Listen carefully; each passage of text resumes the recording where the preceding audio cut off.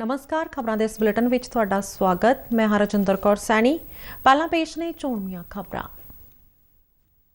राष्ट्रपति द्रौपदी मुर्मू ने साल 2023 ਲਈ 54 ਵਿਅਕਤੀਆਂ ਨੂੰ ਪਦਮ ਪੁਰਸਕਾਰਾਂ ਨਾਲ ਨਵਾਜਿਆ। ਉੱਘੇ ਸਿੱਖ ਵਿਦਵਾਨ ਡਾਕਟਰ ਰਤਨ ਸਿੰਘ ਜੱਗੀ ਪਦਮ ਸ਼੍ਰੀ ਨਾਲ ਸਨਮਾਨਿਤ।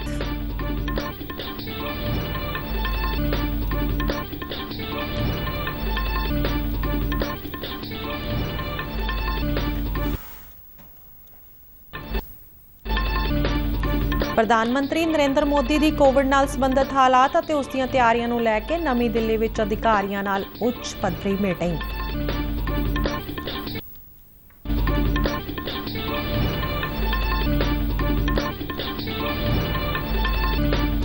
केंद्रीय गृह मंत्री अमित शाह ने जम्मू कश्मीर के कुपवाड़ा विखे मां शारदा देवी मंदिर का ऑनलाइन उद्घाटन किया।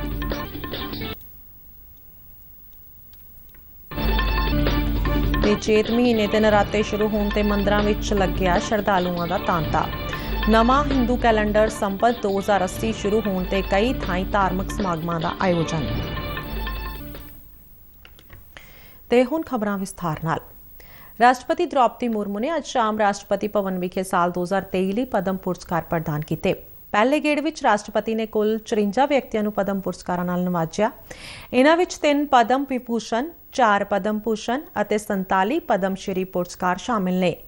साबका विदेश मंत्री SM कृष्ण नूं पद्म विभूषण और कुमार मंगलम बिरला, सुमन कल्याणपुर, कपिल कपूर और कमलेश दी पटेल नूं पद्म भूषण और पंजाब के उगे साहित्यकार ते सिक्ख्या विद्वान डॉक्टर रतन सिंह जग्गी नूं पद्म श्री नाल नवाजिया गया।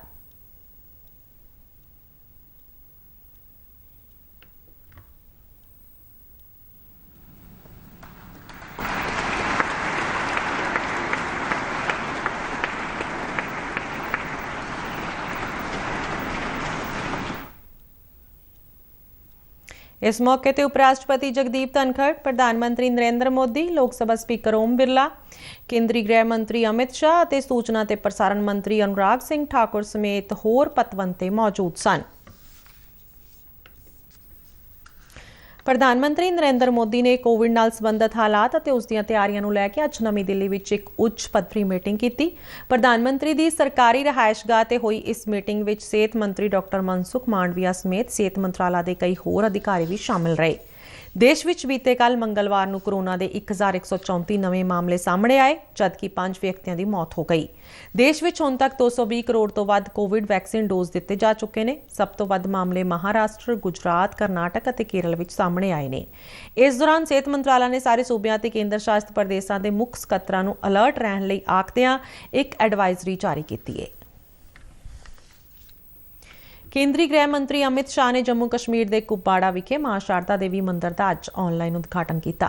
उन्होंने कहा कि नवे साल के मौके पर मां शारदा के मंदिर को लोगों लिए खोलिया जाना एक नवे युग की शुरुआत है और समुचे देश के श्रद्धालुओं लिए एक शुभ संकेत है। इस मंदिर की वास्तुकला और निर्माण शारदा पीठ के तत्वाधान में पौराणिक शास्त्रों के अनुसार किया गया है। श्रृंगेरी मठ की दान की गई पंचलोहा शारदा मां की मूर्ति को 24 जनवरी से लेकर आज तक यहां प्रस्थापित करने तक एक यात्रा के स्वरूप में यहां लाया गया है और प्रथम नवरात्र के दिन ही तीतवाल मंदिर में मां की मूर्ति को प्रतिष्ठित किया गया है। ये कदम सिर्फ एक मंदिर का पुनर्निर्माण नहीं है, शारदा सभ्यता की खोज की एक शुरुआत है और मैं मानता हूं यहीं से फिर से एक बार व्यक्ति की चेतना को ब्रह्मांड की अनंत चेतना के साथ जोड़ने वाले ज्ञान का जमीन पर उतरने की शुरुआत। अमित शाह ने कहा कि धारा 370 हटन मगरों जम्मू कश्मीर अपनी पुरानी सभ्यता वल वध रहा है। कश्मीर में धारा 370 हटने के बाद जो शांति प्रस्तापित हुई है, इसने घाटी को और जम्मू को फिर से एक बार अपनी पुरानी परंपराओं की ओर, पुरानी सभ्यता की ओर, गंगा जमनी तहजीब की ओर ले जाने का काम किया है। समुद्रां ते महासागरां बारे कुछ अनोखा है अते उन्हां दी कोई सीमा नहीं है। ਉਹ ਜਿਵੇਂ ਫੈਲਦੇ ਨੇ ਉਸ ਤੋਂ ਇਹ ਮਹਿਸੂਸ ਹੁੰਦਾ ਹੈ ਕਿ ਕੁਦਰਤ ਅੰਤਹੀਣ ਰੂਪ ਨਾਲ ਫੈਲੀ ਹੋਈ ਹੈ। ਪਰ ਕੀ ਤੁਸੀਂ ਕਦੇ ਮਹਿਸੂਸ ਕੀਤਾ ਹੈ ਕਿ ਸਮੁੰਦਰ ਨੇ ਨਾ ਸਿਰਫ ਸਾਨੂੰ ਦੂਰ-ਦੂਰ ਤੱਕ ਜੋੜਿਆ ਹੈ ਬਲਕਿ ਅੱਡ-ਅੱਡ ਸੱਭਿਆਚਾਰਾਂ ਨੂੰ ਇੱਕ ਦੂਜੇ ਦੇ ਨੇੜੇ ਵੀ ਲਿਆਂਦਾ ਹੈ। ਜਦੋਂ ਪਾਣੀ ਦੇ ਦੋ ਵੱਖੋ ਵੱਖਰੇ ਸੋਮੇ ਮਿਲਦੇ ਨੇ ਤਾਂ ਉਹ ਇੱਕ ਆਮ ਪਛਾਣ ਬਣਾਉਣ ਲਈ ਆਪਸ ਵਿੱਚ ਮਿਲ ਜਾਂਦੇ ਨੇ। 31 ਜਨਵਰੀ 2016 ਨੂੰ ਪ੍ਰਸਾਰਿਤ ਮਨ ਕੀ ਬਾਤ ਐਪੀਸੋਡ ਵਿੱਚ ਪ੍ਰਧਾਨ ਮੰਤਰੀ ਨੇ ਸਮੁੰਦਰ ਦੇ ਇਸ ਗੁਣ ਬਾਰੇ ਗੱਲ ਕੀਤੀ, ਜਿਸ ਵਿੱਚ ਸਾਡੇ ਲਈ ਇੱਕ ਸੁਨੇਹਾ ਛਿਪਿਆ ਸੀ, ਰਲੇਵਾਂ ਅਤੇ ਇਕਜੁੱਟ ਹੋਣਾ।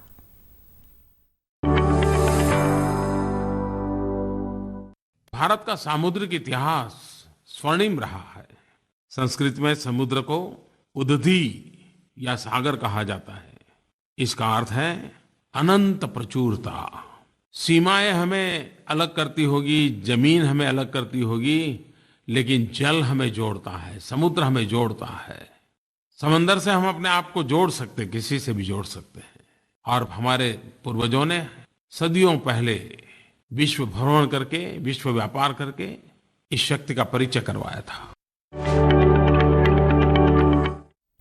ਜਥੇਬੰਦੀ ਵਾਰਿਸ ਪੰਜਾਬ ਦੇ ਮੁਖੀ ਅੰਮ੍ਰਿਤਪਾਲ ਸਿੰਘ ਦੀ ਭਾਲ ਵਿੱਚ ਪੁਲਿਸ ਲਗਾਤਾਰ ਛਾਪੇਮਾਰੀ ਕਰ ਰਹੀ ਹੈ। ਅੰਮ੍ਰਿਤਪਾਲ ਸਿੰਘ ਬੀਤੇ 18 ਮਾਰਚ ਤੋਂ ਫਰਾਰ ਹੈ ਤੇ ਉਸ ਨੂੰ ਭਗੌੜਾ ਐਲਾਨਿਆ ਗਿਆ ਹੈ।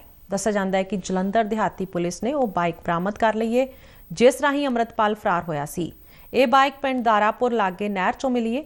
ਇਸ ਦੌਰਾਨ ਵੱਖ-ਵੱਖ ਥਾਵਾਂ ਤੇ ਸੁਰੱਖਿਆ ਪ੍ਰਬੰਧਾਂ ਨੂੰ ਇਹਤਿਆਤਨ ਮਜ਼ਬੂਤ ਕੀਤਾ ਗਿਆ ਹੈ। ਸੂਬੇ ਵਿੱਚ ਹਾਲਾਤ ਪੂਰੀ ਤਰ੍ਹਾਂ ਆਮ ਵਾਂਗ ਨੇ ਅਤੇ ਸੜਕਾਂ ਤੇ ਲੋਕ ਆਪਣੇ ਕੰਮਕਾਜ ਨੂੰ ਲੈ ਕੇ ਆਮ ਦਿਨਾਂ ਵਾਂਗ ਹੀ ਵਿਚਰ ਰਹੇ ਨੇ। ਇਸ ਦੌਰਾਨ ਪਠਾਨਕੋਟ ਜ਼ਿਲ੍ਹੇ ਵਿੱਚ ਹਾਲਾਤ ਪੂਰੀ ਤਰ੍ਹਾਂ ਸੁਖਾਵੇਂ ਬਣੇ ਹੋਏ ਨੇ ਅਤੇ ਸੜਕਾਂ ਤੇ ਆਵਾਜਾਈ ਆਮ ਵਾਂਗ ਹੈ, ਪਰ ਸੁਰੱਖਿਆ ਬਲ ਪੂਰੀ ਤਰ੍ਹਾਂ ਚੌਕਸ ਨੇ। ਸੂਬੇ ਦੇ ਹੋਰ ਜ਼ਿਲ੍ਹਿਆਂ ਵਾਂਗ ਪਠਾਨਕੋਟ ਵਿੱਚ ਵੀ ਇੰਟਰਨੈਟ ਸੇਵਾ ਬਹਾਲ ਹੋਣ ਮਗਰੋਂ ਲੋਕਾਂ, ਖਾਸ ਤੌਰ ਤੇ ਵਪਾਰੀਆਂ ਨੇ ਸੁੱਖ ਦਾ ਸਾਹ ਲਿਆ ਹੈ। ਅਮਨ ਸ਼ਾਂਤੀ ਲਈ ਉਹਨਾਂ ਸਰਕਾਰ ਦੇ ਇਸ ਕਦਮ ਦੀ ਸ਼ਲਾਘਾ ਕੀਤੀ।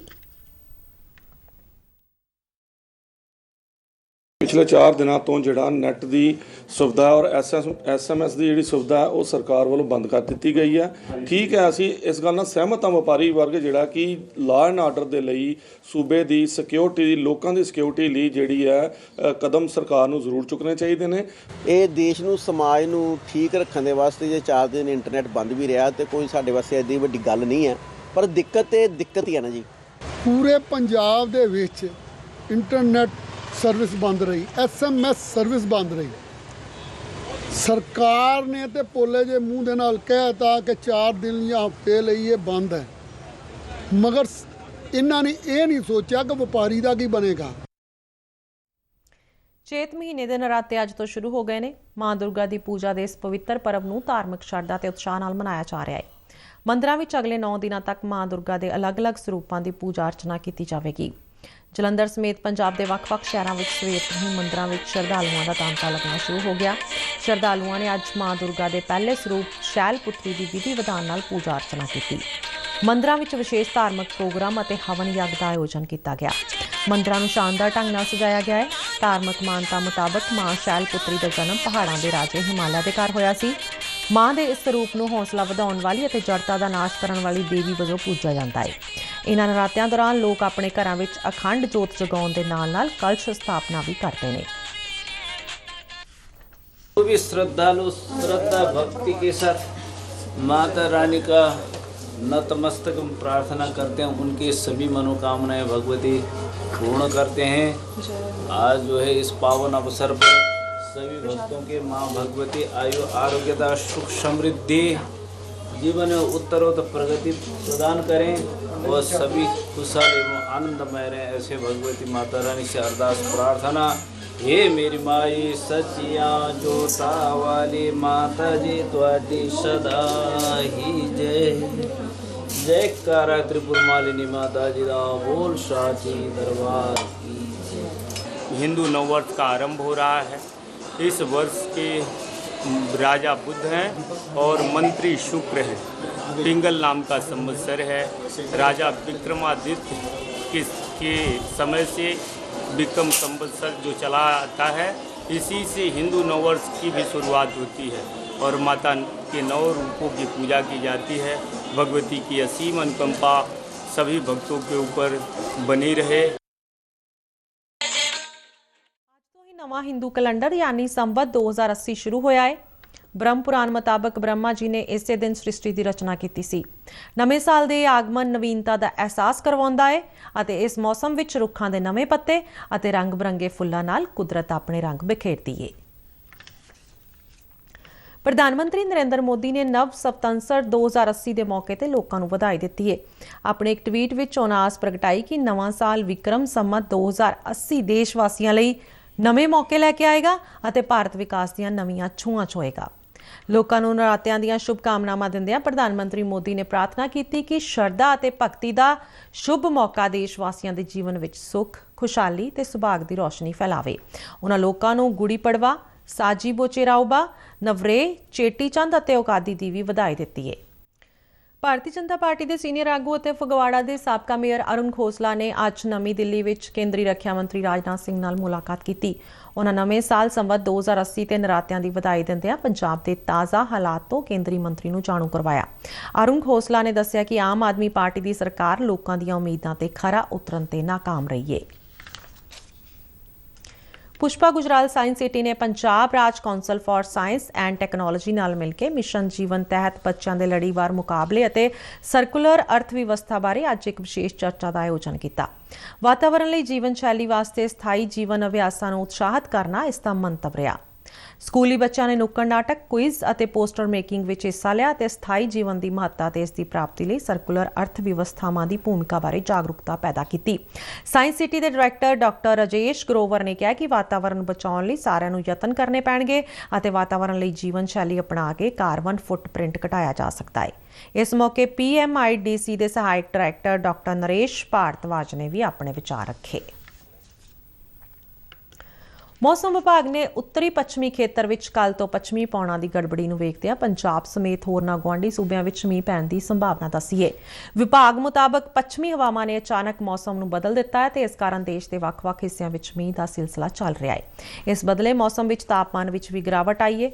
मौसम विभाग ने 23 ते 24 मार्च लई येलो ते ऑरेंज अलर्ट जारी करदिआं गरम चमक नाल 40 तो 50 किलोमीटर की रफ्तार नाल तेज हवावां चलन और गड़े पैण की चेतावनी जारी की है। खबरों के बुलेटिन साडे दर्शक RNU DDK जलंधर के YouTube चैनल, फेसबुक पेज ते ट्विटर हैंडल ते भी देख सकते हैं। ते बुलेटिन के अखीर विच चोणवीआं खबरां एक बार फिर तो। राष्ट्रपति द्रौपदी मुर्मू ने साल 2023 ਲਈ 53 ਵਿਅਕਤੀਆਂ ਨੂੰ ਪਦਮ ਪੁਰਸਕਾਰਾਂ ਨਾਲ ਨਵਾਜਿਆ। ਉੱਘੇ ਸਿੱਖ ਵਿਦਵਾਨ ਡਾਕਟਰ ਰਤਨ ਸਿੰਘ ਜੱਗੀ ਪਦਮ ਸ਼੍ਰੀ ਨਾਲ ਸਨਮਾਨਿਤ।